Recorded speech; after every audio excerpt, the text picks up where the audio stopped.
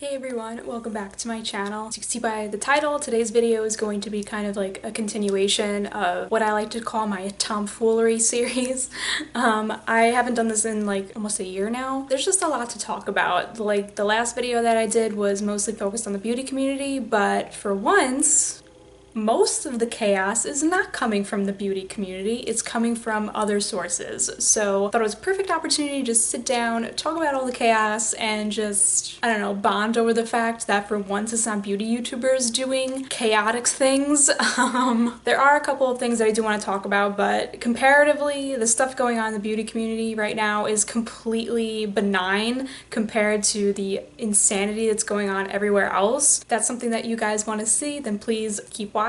Also, subscribe to my channel if you haven't already, and hit that notification bell as well to be notified of all my uploads. And yeah, let's just get right into it. So the middle part has been retired temporarily because my hair has been a disaster lately, so I apologize, but it might make a return in the next video. But this is not the drama that we want to talk about right now, okay? We want to get into the real shit. So why not just start off this video with something completely just, you know, chill, not crazy. Tana-Paul. So obviously this is pretty much the biggest drama that I'm going to talk about, comparatively to something really serious, which I'll talk about later. But this is really something that I guess is just fun to talk about because, of course, these two weirdos have to just create innocuous problems in the YouTube space. They kind of got into a relationship, not sure what type of relationship that was, after Tana revealed that her boyfriend, ex-boyfriend now, was cheating on her, so they broke up, and I think Jake pretty much came to her aid, came to her side, and they bonded over that because he had just gotten out of a relationship as well, and so they started talking, and I think that they developed a friendship out of that. I think that that is 100% real. What is going on now is they are married but also not.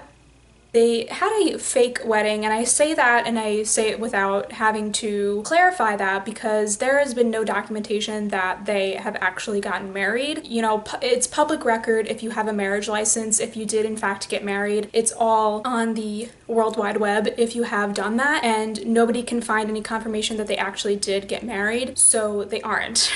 But what they did is they staged an entire wedding just under weird circumstances, and they got married, and this all comes off of Tana basically confirming her love for him on several occasions in a video recently, and also just on Twitter and things like that. No word from Jake and his team, because of course, but for Tana's side it seems like it's a very real, genuine thing, even though it's kind of not, and on Jake's side it just seems like something that he's doing for clout. So altogether it does seem like something ridiculous because they've only known each other for a couple of weeks, maybe a month, I want to say, a couple months, I don't really know. I don't know how long it's been, but they just have scammed the whole world essentially. Tana had this reality show going on with MTV dedicated to Tana's 21st birthday, and by the end of it, it was less about her birthday and more about her getting married to Jake because that was the big news at the time. So not only are people pissed about that because they wanted it to be about Tana's birthday for some reason, not sure why that's important, but whatever. So there was that, and there was also flack because they had publicized this thing so much that they wanted to document their actual wedding and make fans pay about 50 bucks, I believe it was, $49.99. to see their wedding. And the unfortunate thing is that the live broadcast had really crappy audio from my understanding. I didn't watch it. I don't got that kind of money right now, and nor do I really care, but I figured I would see all the drama play out. Just like, you know, TanaCon, it's like, I'm not gonna go, but I'm gonna see what people have to say about it, and little do I know, it's just like, just as chaotic as TanaCon was. So they're scamming all of their fans for this very weird publicity stunt, and I just don't get it because on the one hand it's like it's children and kids and tweens and teens that are watching this, so obviously you're gonna have a lot of them believe in it and you're gonna have a lot of them dedicate themselves to these two YouTube personalities. So I just think that it's really messed up that they feel the need to take advantage of their fans monetarily and also just emotionally to convince them of this relationship that obviously to adults and the normal, you know, average person is clearly not real. So Tana has made a couple of videos where she's kind of avoiding talking about it. Jake, I don't think has even mentioned it at this point. So, you know, it's all up in the air, and I feel like that's really disrespectful to the people that are watching these drama channels talk about how fake it is, who actually love Tana and Jake, whether they like them together or they like each one individually. They like them and they just want to support them in any way that they can, and they see all these channels talk about how fake they are and how problematic they are, but they just want to hear from the people that they love that this is real, that this is genuine, or they just want to hear if it's fake and be told the truth. And I feel like Tana and Jake both owe that to their audience. If you do it for clout, you gotta be a little bit more smart about it. Like, I know this sounds ridiculous, but, you know, speaking on behalf of like sexuality non-conforming people that aren't heterosexual, you know, we take the sanctity of marriage very seriously, and for them as a straight couple to not take it very seriously is also a slap in the face. So you really have to be a little bit more educated about your decision here and, you know, take it more seriously and take your actions more seriously as well. So it's just really offensive that they haven't addressed it as much as they should have, especially since we all know that it's not a real relationship, it's not a real marriage because they didn't get married. If they are in a relationship and they just didn't get married and they got married for clout, fake married, then they should be honest about that as well. Like, oh, we're dating but we're taking our time and we just did it as like a stunt. Why can't you say that? Why can't you admit this to your followings? It just doesn't make any sense. But before I talk about this for another 15 minutes, I feel like I made my point clear. Let's just move on to more innocuous stuff. I want to talk about some beauty drama. The first thing that I wanted to talk about is probably like stupid, but here I am. So Jeffree Star's collab with Morphe. What the hell is that about? Like, I just don't get it. I do get it. He has stock in Morphe. He has influence in Morphe. His stuff is sold in Morphe stores in certain locations. He has a certain input into Morphe and their products. But a whole collection? I was just like really confused about the eyeshadow palette. That's where my confusion lies. Like, you have a brand where you do this already. You sell eyeshadow for a similar price. Like, I know that Jeffree has a little bit more oomph to his prices, which fair enough, he's his own brand, he's not owned by anybody, he develops them himself, so they're a little bit pricier, but he always has been considerate of his price range, so they're reasonable. On the other hand, Morphe, even though they are an affordable brand, they still have a little bit of an upcharge to their palettes and stuff like that when it comes to eyeshadow. And when they do brand collaborations, it's a little bit extra. My 35B palette, it costs $35. The Jaclyn Hill palette, same amount of shadows, 35 shadows, it costs like I think $42 or something like that. Don't quote me. Jeffree and Morphe, it just doesn't make any sense because he's already developing his own eyeshadow palettes with a larger pan size, more pigmentation, more thought into his product, more dedication to it. Why would you collab with a sub-tier brand to create an eyeshadow palette for smaller pan sizes for a similar price? Does anyone want to explain this to me? Like, I mentioned this on Twitter. I get that like a lot of people that are subscribed to me like him still. I have clearly stated many times that I'm not a fan of his and I don't like him, but I just want to be from an objective point of view. What was the reasoning? What was the reason? Like, what was it? Like, what's going on there? I just want someone to explain it to me. Like, obviously you want to get your coin, but isn't he making enough coin with his other deals? Like, was Gucci not hitting him up? Was Louis Vuitton not hitting him up, so he had to do something like completely out of left field? Like I don't think that Jeffree has developed setting sprays or anything like that. I don't think he has his own brush collection by himself, so those things made sense, even though he has made brushes with them before. None of this makes any sense, and it's just another thing where it's like it's out of touch. It's like, read the room. Like, who cares about Morphe anymore, especially with their collaborations with Jaclyn have been so like and like also like James Charles has been like so why would you continue to invest time and money and effort into that? It seems like an afterthought. It seems like a little bit ridiculous, and I think that it was just a mistake, but people have said that it looks beautiful. They've commented on Trend Mood's posts saying how much they adore it and they think that it looks great, but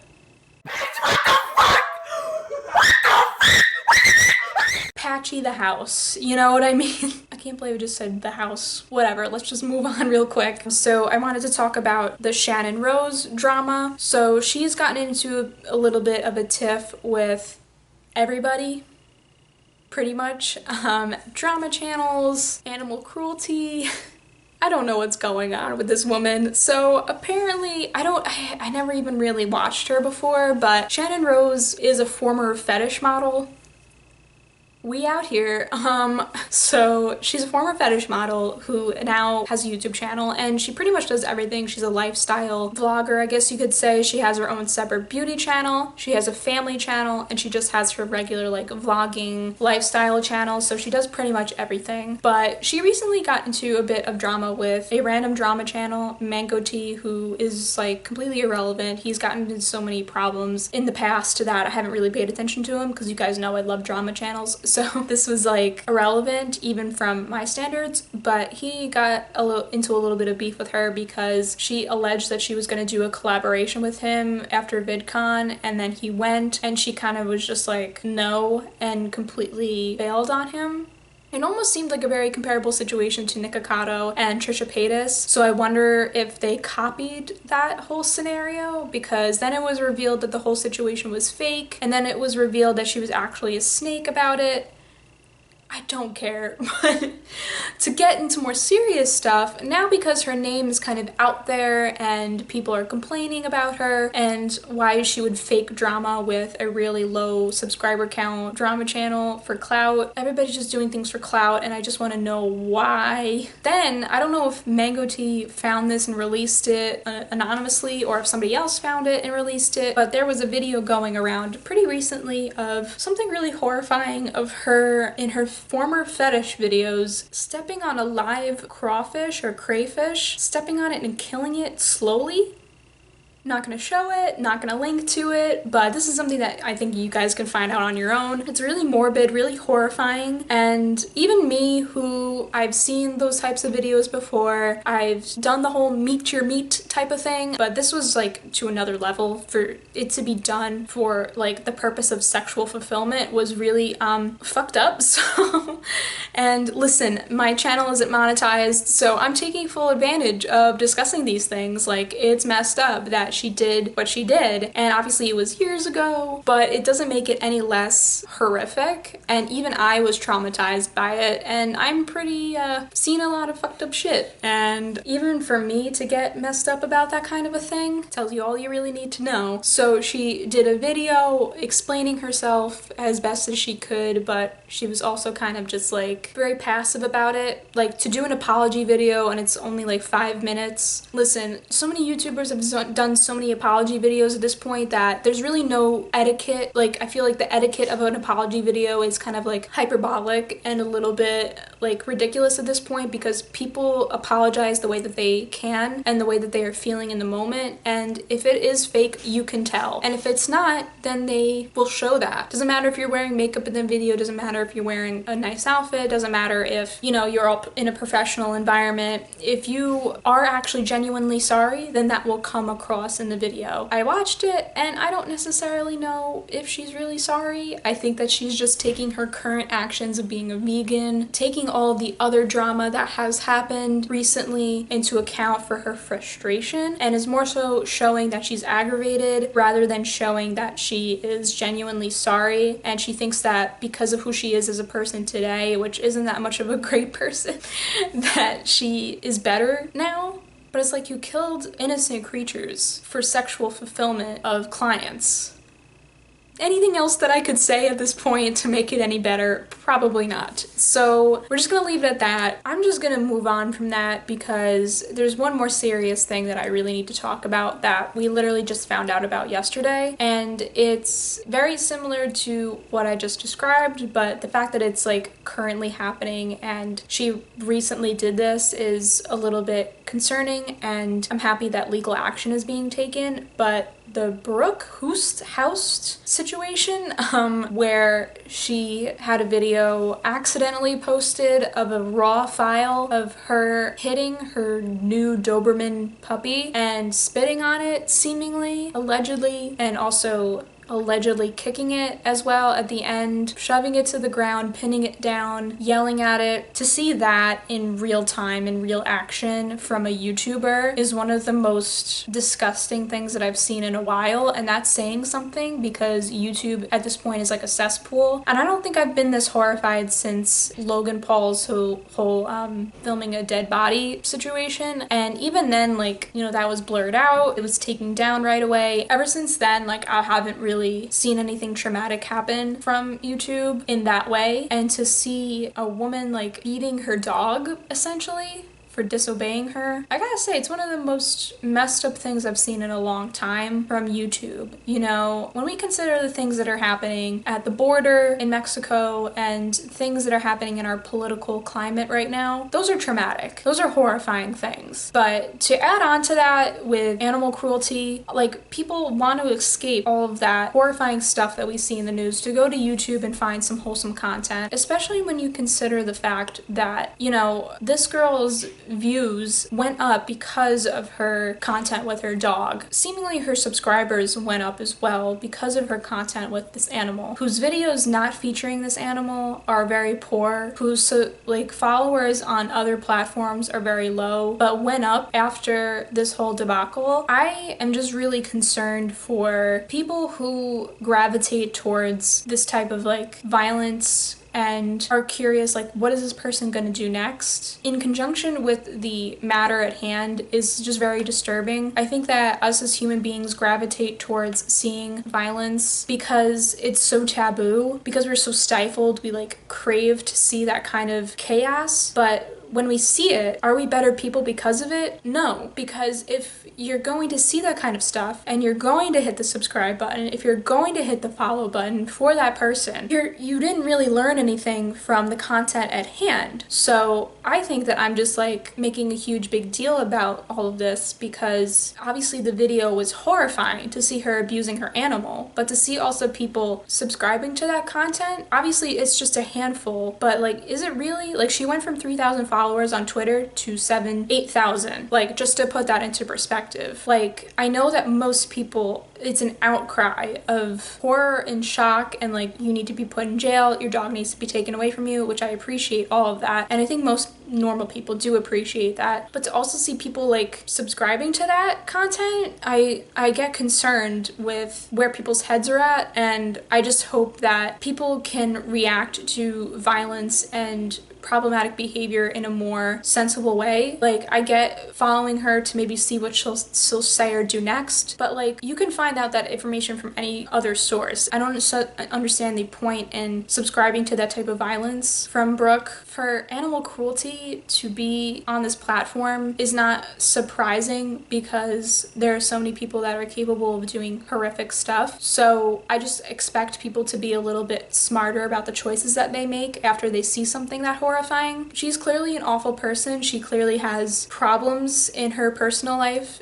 that drive her to be abusive towards an animal that doesn't know any better. Like, these are beings that have been on Earth for a very short period of time that don't understand the rules and regulations of a normal society. So why would you react violently when they don't conform to it or conform to your standards of how to behave? Especially if it's an animal that doesn't understand language, that is very trusting of the first person that comes into their life, and you're going to disrespect it in that way. It's shameful and disgusting. And so I understand feeling frustrations with an animal, because especially when you have like a large animal, like a Doberman, that's a puppy, and it's so big, like it's scary sometimes when they get out of line and they act up, and so you feel like, hey, I need to assert dominance over this animal and tell them to stop doing what they're doing. You're bound to get frustrated with its behavior. But there was nothing that dog was doing to warrant that behavior. Like, jumping up, yeah, a little bit scary, but to just push it the way that she did, or when it was trying to lick her hands to then like raise a finger and it flinches, that is an obvious indicator that it's afraid of you. And also, but it's not being malicious. And then when it walks towards you, and for you to just grab it and push it to the ground and spit on it, even though you allege that it wasn't spitting, what the hell? Like, I just don't understand that type of behavior towards an animal that that isn't doing anything wrong in the eyes of the people who saw this small clip, which is everybody. If a dog is getting violent, if a dog is scaring you, that's one thing, but this was